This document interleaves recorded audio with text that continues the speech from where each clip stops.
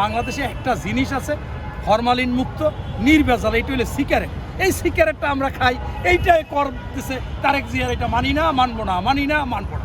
বাংলাদেশের গণতন্ত্রের মাতা এবং সকলের কাছে জনপ্রিয় অভিভাবক খালেদা জিয়ার সুযোগ্য সন্তান তারেক রহমানকে, কারণ আপনি বাজেট ঘোষণা দেওয়ার পরে সারা বাংলাদেশে সবসময় দেখতাম বাজারের দর, পণ্য সামগ্রীর দাম হুড় করে বেড়ে গেছেন, কিন্তু আপনি বাজেট ঘোষণার পরে কোনো প্রভাব বাংলাদেশে কোনো বাজারে পড়ে নাই। হ্যাঁ পড়েছে, কি মাদকের উপর একটু পড়েছে, একটু না একটু বেশিই পড়েছে, কারো ব্যথাও লেগেছে, কষ্টও লেগেছে। দেখলাম যে আমরা মনে করেছিলাম যে বাংলাদেশে বিরোধী দল ইসলাম ইসলাম করে একেবারে মুখে ফেনা তুলে ফেলায়, আমার মনে হয় ইসলাম জাতীয় কিছু কাজ করবে। এর আগে স্বাধীনতার পর থেকে প্রতি বছর আগেই ব্যানার লেখা রাখতো বিরোধীরা যে এই জনগণের অকল্যাণ হয়েছে, এই বিরোধী হয়েছে, এই বাজেট মানি না, মানি না।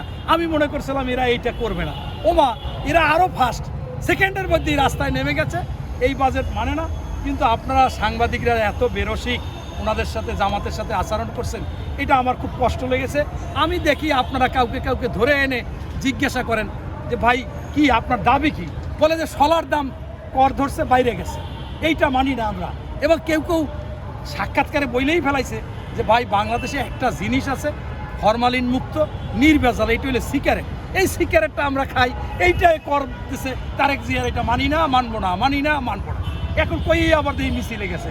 এখন আপনারা যে ইসলামিক দলের মধ্যে দিয়া এই নেশাখোর লোক বাইর করছেন, আবার মাদকখোর লোক বাইর করছেন, এবং মাদক বিরোধী ওই জায়গায় ঢুকে মিছিল দেয়, আমার বিশ্বাস এটা জামাতের আমিরের কথা না। ওই জায়গায় কারা কারা বলছে যে কিছু লোক আনো, ভাড়ায় আনছে সবই নেশাখোর, এই মাদক সেমই আইনে ফেলাইছে, আর কী করবেন কন। আর আপনারা যে এই সাংবাদিকরা এই কাম করবেন, এই যে আমির টের পাইছে পরে, এখন থেকে আর ভাড়া আনবে না লোক। হ্যাঁ, বাংলাদেশ ওই যে ইসলামী ব্যাংকে আইনেও ধরা খাইছে, এখন আর আনবে না। ইসলামী ব্যাংকে আমার অ্যাকাউন্ট দুইটা, আমার ওয়াইফের, আমার বংশের সবাই অ্যাকাউন্ট আছে। কই আমরা তো আন্দোলন সংগ্রামে যাই নাই, এখন আপনারা এত অ্যাকাউন্ট পান কইন ভাই? আপনারা ইসলামী ব্যাংকের পক্ষে আন্দোলন করেন আর নাবিল গ্রুপরে টাকা দেন, আর এই টাকা নির্বাচনী কাজে ব্যবহার করেন। আপনারা 22,000 কোটি টাকা নির্বাচনী ব্যয় করেন, এখন আপনারা ধরা খাইবেন। এই জন্য যাই হোক, আমি আবারও বলতে চাচ্ছি যে এই তারেক রহমানকে ধন্যবাদ দেওয়ার উদ্দেশ্য হচ্ছে যে কোনো দ্রব্যর দাম বাড়েনি, বরঞ্চ তারেক রহমান যে বাজেটটা দিয়েছে, এই বাজেটটা সুন্দর বাজেট হয়েছে। এটা কৃষি বান্ধব বাজেট, এটা স্বাস্থ্য বান্ধব বাজেট, এইটা শিক্ষা বান্ধব বাজেট, এইটা জনকল্যাণমূলক বাজেট। এবং এই বাজেটে 74.53% টাকা পয়সা বা যেটা বলেন সরাসরি আপনার জনগণের হাতে চলে যাবে। যেমন ফ্যামিলি কার্ড, কৃষি কার্ড, কৃষকের এই দ্রব্যমূল্যের উপরে উৎসকর মাপ, এই শিক্ষার্থীদেরকে ড্রেস দিবে, এরকম মানে করেন নগদ টাকা দিবে বিভিন্ন জায়গায়। 74.53%, অর্থাৎ কত টাকা এখানে মারিং করার আর সুযোগ নাই। বাকি যে টাকা প্রত্যেক এমপিকে 20 কোটি টাকা করে দিত, সেইটাও এবার বলেছে যে তোমাদের হাতে দেওয়া হবে না, তোমার কাজ কি ঠিক, এটা টিওনো থাকবে, ডিসি থাকবে, একটা কমিটি থাকবে। আগে টোটাল টাকাটা এই এমপিরা মাইরে দিত, দেখাই দিত যে কাজ হয়ে গেছে। অতএব সেই সুযোগটাও তারেক রহমান রাখে না।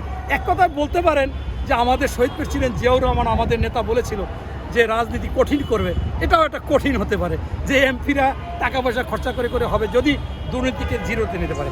এবং সর্বশেষ আমি বলবো এটা একটা চিন্তাশীল বাজেট। যে আপনি বলবেন কেন চিন্তাশীল? যেহেতু এটা একটা ঘাটতি আছে বড়, সেই ঘাটতি আপনারা দেখেছেন, সর্ববৃহৎ বাজেট দিয়েছে ঘাটতি।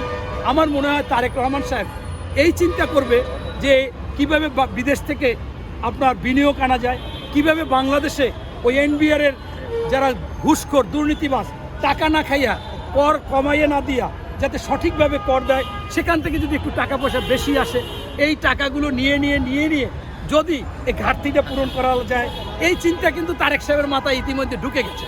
তাই আমি এক কথায় বলতে পারি যে এটা শিক্ষা বান্ধব, এটা স্বাস্থ্য বান্ধব, এটা কৃষি বান্ধব, এটা জনকল্যাণমূলক বান্ধব, কারণ স্থানীয় সরকারও অনেক বাজেট দিয়েছে এবং চিন্তাশীল বাজেট। এই বাজেট ইনশাআল্লাহ ভালো হয়েছে, সফল হবে। ধন্যবাদ।